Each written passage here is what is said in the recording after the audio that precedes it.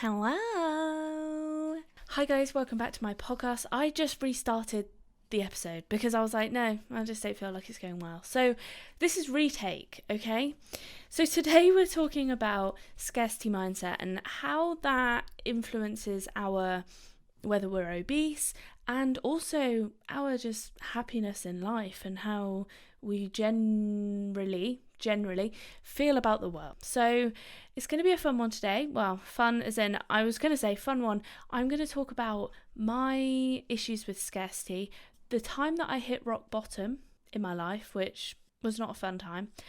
We're going to be revealing some secrets about my life, which has not always been privileged, as some of you may or may not know. And we're going to be explaining why rich people aren't fat. We're going to be discussing tips on how to overcome that scarcity mindset, move from scarcity to abundance, and hopefully that will, I don't want to make it like about losing weight, but there are so many areas of where a scarcity mindset affects our lives, and that is obesity level or how much we eat. That is our work and how satisfied we are with it. And that is just generally also, the third one is our happiness. So it's not just about, whether you're overweight or whether you're not. If you're of a normal BMI, then you can listen to this too. Don't worry. I also don't want it to be like fat shaming. Look, I've always been a chunky girl. Okay, it's genetically in me, which we will talk about. And obviously there's environmental factors as well, but I've always been chunkier. No matter how much I exercise, it does make a difference. But like as a kid, I would say that I exercised good amounts. This food just got delivered downstairs talking about scarcity mindset. I would say that I exercised the same amount as other kids, and I was still struggling with my weight. So let's talk about the time where I hit rock bottom. I love how I'm smiling at this. I'm smiling because it was shit, but also I'm not in it now, so it's fine. But I understand that people will be with the cost of living crisis, etc. I have always lived in scarcity. Whenever I was growing up, it was a necessity for me to finish my food before I left the table. I always had to finish my plate, and I don't know how. I could have just not eaten it, right?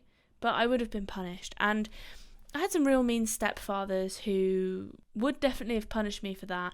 It's kind of a stupid thing, and also it's conditioned me to be must always eat all of my food, even if I'm not hungry. And it's kind of annoying because some people I know have the opposite. They're quite happy to leave food, but not me. It's so annoying. I don't think we should be...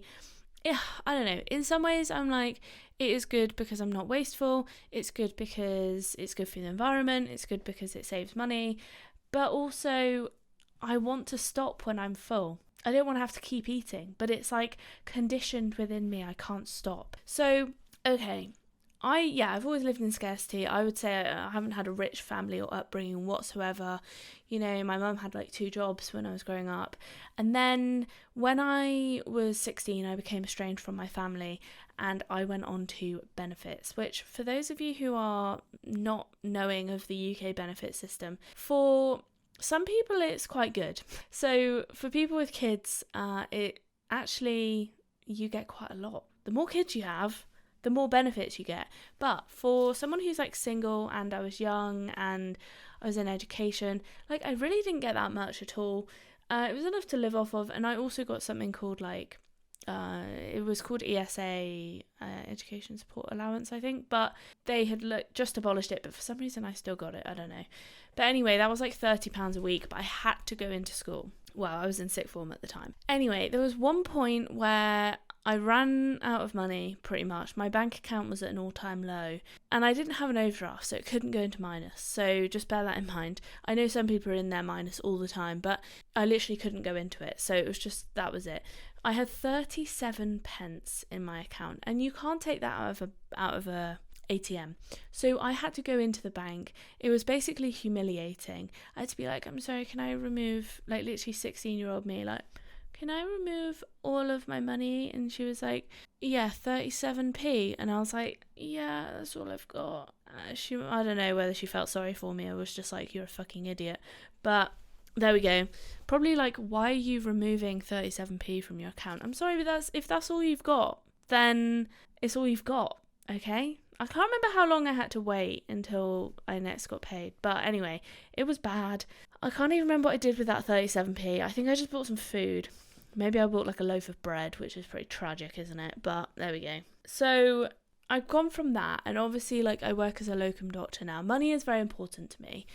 I think it's important to a lot of people, but just to have like security in your life and safety and a kind of blanket, like a, what are they called, safety net. And so for me, money is still a bit of a touchy subject. I'm trying to go back to work, do not get me started, but it's proving a bit more difficult. It's taking a very long time to try and go back to work as a doctor. I think the strikes have had something to do with it, to be honest, but there we go, that's all hearsay. But what I've noticed is that I have this kind of hoarding, I wouldn't say I'm a hoarder, I definitely throw things away that I don't need, but I have this like collecting, hoarding, like fear that I'm going to run out of things, that things are just going to like disappear, or that I'm not going to have enough money one day. So I just want to I don't want to throw things away. I find it very difficult. And I think some of that comes from having a scarcity mindset where it's like, one day I could have nothing. And there's also something else that I think has not helped, and that is watching apocalyptic, or I guess post-apocalyptic TV programs or films. And I've got like a weird thing with them. I love watching them, but are they good for me? Probably not. It's like a love-hate relationship where I love it but I probably should hate it. That's not a love-hate relationship, but that's how I feel about it. Now, in those shows, often people don't have the amenities that we have now, and they fight over minor resources, and I guess collection and taking what you can becomes a kind of necessity, but also not taking like too much, because they often have to carry it around, so they often just take what they need, ironically. But if you look in my food cupboards, like, it's like I'm preparing for a tsunami. I do wonder how long it would take me to get through all of that food. I've got cans of stuff that it must be years old, and I don't think that's a bad thing. Like, I think it's good to have staples in your cupboard, but I'm like, do I need you in there? I don't think so. Now, I also think there's a thing about there's a reason why rich people are not fat. Now, I remember, now this is obviously like fairly overarching. I'm not saying all rich people are not fat, but as a general rule, they aren't. Now, I noticed this when I was younger, and I went to this, one of my friends at the time's houses, and she had so much shit in her cupboards. Chocolate, sweets, like so much, and I could not believe it. And I couldn't believe it for multiple reasons. One of those was, number one, how is it still all there? How has somebody not eaten this? Number two was like, I was just amazed that someone who was so thin could have that much shit food in their cupboards. And also just an amazement of like, wow, people can really afford all this stuff. And not that like that is a goal, to afford loads of chocolate and sweets, and actually it's quite cheap, but to just have that there and not even be like worrying about it. Like, it was just, I don't know, it was a bizarre world to me, because that to me was a treat. And I think that kind of treat, I don't know, it's weird, because I don't think you should just have it around all the time, and it's very dependent on your personality, I think, and how you view the chocolate and sweets and whatever. But it's also, if you have it there all the time, then it becomes less of a thing. You're just like, well, I can have it whenever I want, so it's not an issue. But the thing is, if I did that now, I feel like I wouldn't be like, I can have it whenever I want. I would just eat it, because I've grown up with the lack of it. My dad would never let me eat sweet chocolate, anything like that. With my mum, it was like a kind of treat. And with my grandparents, it was like, we had really nice home cooked sweet puddings, but it was like, Dawn, you can't eat too much. So it was always like a naughty thing, and it was always kind of forbidden. And I don't know whether I think that's a good thing or a bad thing. I think, like, if they just let me eat everything that I wanted to eat, would I just be ginormous? I don't know. But if it had just always been there, like, would it have been, and not been like a treat, if it was just always available? Like, would I have always been wanting it? I also don't know, because there are some people who have whatever they want, but, you know, and they're not in that scarcity mindset, but they are therefore obese. I'd also like to say rich people tend to not be fat because of other reasons. Better access to healthcare, better access to exercise facilities because of money and because of where they live, etc. And also they tend to eat better food and live generally better lifestyles because they can. So it's not just that, but it was something I noticed as a kid. I was like, you've got everything you want, but you're also thin. Like, it was amazing to me. Now, let's talk about how we can overcome this kind of mindset. Oh, wait there. Right. What about using it in other contexts? I think if you can get rid of or move your mindset to more of an abundance mindset, where you're not thinking like, oh my God, where's my next meal coming from?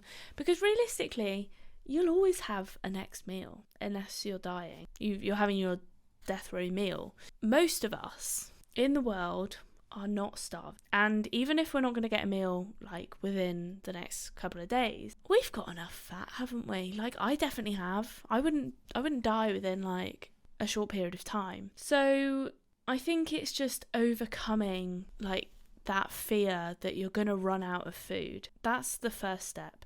Thinking like, okay, realistically, if I look in my cupboards, like, yes, I might not be able to afford like the best food in the world, but I could go to the shop and I could buy a loaf of bread. Or you can go to a food bank. Do you know what I mean? If you're really like struggling, there are ways. Even if you're homeless, people will buy you food. Even if you're homeless, you can go to a soup kitchen. There's always food available. Even if we're in this post-apocalyptic world, we can live off the land. Like, food is always going to be there. And so I am trying to soothe that fear that food is going to run out. And another thing that I've done to try and stop myself from eating everything on my plate is to either put less on my plate so that eating everything on my plate is okay, or thinking, okay, it's all right if I save some of this. Like, I don't have to eat it all. I can, even if it's like, sometimes you think, oh, it's only that much, like, I may as well eat it. No, stop forcing yourself to eat food, because you might have even got to the point of fullness and then you're pushing yourself to even fuller just to finish that tiny bit. So even if it feels like a measly amount, like, you can still have it with something else as a next meal. I think I watched this thing recently where Elon Musk was telling us to like stop making big spendings. Is that a sentence? I don't think so. And I was like, fuck you. Like, you've got so much money. You like, just stop. Stop giving us life advice. And I think I am very jealous of people who are rich, like I am.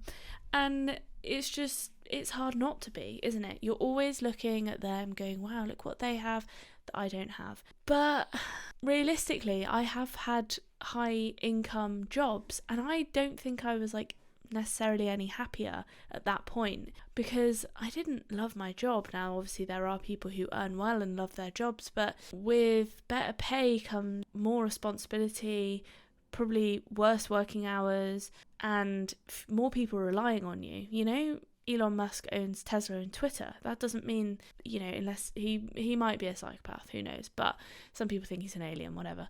But that doesn't, you know, he's therefore got more responsibilities, more people's jobs and livelihoods on the line. And it's, you know, if they go under, it's not just him. It's like a lot of the, you know, employees as well. So I don't always think that having more money equates to, obviously money doesn't buy happiness, but it's still like I would quite like some money just to be able to have some breathing room of not being like, how am I going to pay the bills next month? I mean, there are a lot of people like that at the moment, and I think, but there are also a lot of people who are not like that, and those are the people that I'm jealous of. Sorry, I don't know what to do about it. I guess this is why I'm doing the podcast, because I think it's something that I need to, I need to be grateful for what I've got. And having been, high earning at some point, fairly recently, and then stopping working as a doctor, I have seen the side of it where I was like, cool, I've got more money, I'll just buy more things. Doesn't make me any happier. So maybe I was doing it wrong. I don't know. But I've got the advantage of having seen that, and I guess if you've never seen that, then it's like, well, yeah, of course you'd say that because, you've never lived in poverty or whatever, but actually I've kind of seen both sides of it, and obviously I've never been like extremely rich, like millions or whatever, but my last job I was earning quite well. I was doing a lot of hours and, yeah, a lot of on-calls, so, but that was a sacrifice. The on-calls were really not busy, but like very anxiety provoking. So it came with its negatives. Yes, I earned a lot, but I was not very happy in the job as a result. Now, I think, stopping being jealous, being grateful for what you've got, very important. And some people have started doing like gratitude journals and things like that. You can do. I do think like sometimes you can just think about it. Like often I'm thinking, well, who actually, has it worse than me? I might be thinking about Elon Musk, but there's somebody that always has it worse than me. I can't keep complaining about my situation when it can't really be that bad. Another thing is, like I said, thinking about what you do have and also noticing abundance. So often I think like, oh God, I haven't got much money, it's really shit, blah, blah, blah, I need a job. And then I look around me and I think, well, I'm not in a war-stricken country. I have a house over my head. I can just about afford the rent. I am able to buy food and like nice food as well, not just like bread and canned food. And I can still do the things I want to do, and I am trying to get a job, and I guess I am employable, but it's just taking a long time. So I'm just trying to notice the abundance in my life. And if we're talking about food here, it's the same with food, Oh, I just said it, I can go to the shop and I can buy food. It's not as though I'm struggling to make ends meet in terms of food, and if I were, then I guess I'd have to cut back on some non-essentials, or try and do some other little odds and bobs jobs. But we're not there yet, okay? My biggest worry is paying the actual bills, because they are expensive, especially rent. It pains me significantly. I really wish it wasn't that much, but here we go. Another thing is how many people around you also have that negative scarcity mindset. And I've definitely noticed this with moving away from hospitals, is everybody has that scarcity mindset because everything is scarce. And I've moved away from that sphere and gone to a more performance, creative actor sphere. And people don't have a lot of money necessarily, but they are happier people. They want to be there. They don't really worry about we're not worried about time, we just have fun, and it's just a completely different atmosphere. So I think changing my group of people around me, or maybe you need to stay in your doctor job or your job that has that kind of atmosphere for now, and you could think about moving, but maybe it's just also going, okay, I've got this here, but I'll seek other types of people somewhere else outside of work. But also you might be able to find a subsection of your work colleagues who you just gravitate more towards because they have a more positive mindset and less of a oh, we haven't got enough of this, and oh, if only we had more time, and God, it's so bloody negative, really brings you down. I think finally, just to conclude, this is quite a short episode today. I'm sorry guys, I've left it really late. I'm very tired and I'm struggling, to be honest. I'm hungry. I am tired, like I said, and I was just, I was just fucking about editing, or not fucking about, it needed to be done, but I was editing. I wanted to get it done because it's been taking me a really long time and it's due tomorrow, but so I am strugs. If you haven't watched my YouTube channel, by the way, it's at Dawn Barlow, obviously on YouTube. Videos 3 times a week at the moment until I go back to work, and then that situation's going to need to be reevaluated because I'm going to be scarce of time. Okay, we'll see, but especially with the editing I'm doing at the moment, it's quite intense.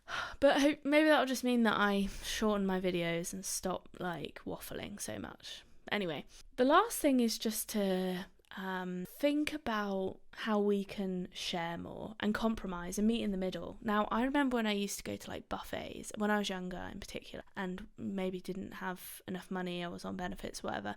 I found it really hard not to just grab everything, which sounds insane, but I was I guess in some way I was I need it for myself because I don't have any food. So I was I obviously did. I wasn't starving, but it kind of got to that. It was like a competition.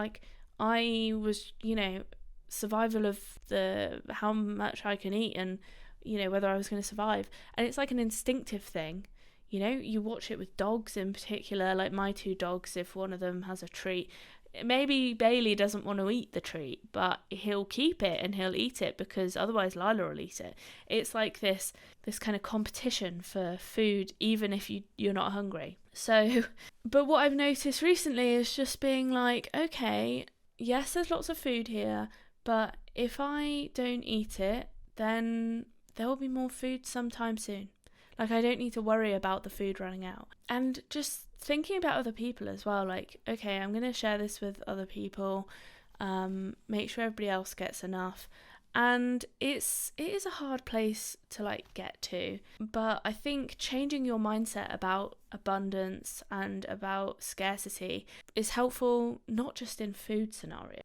I've definitely found it useful in food scenarios, but also, just in maintaining your happiness, and also in work, just making your work a happier place to be and not constantly feeling like you're, I guess the thought that I was thinking was people are always feeling, oh my God, I've completely forgotten the word. Oh, it's really annoying.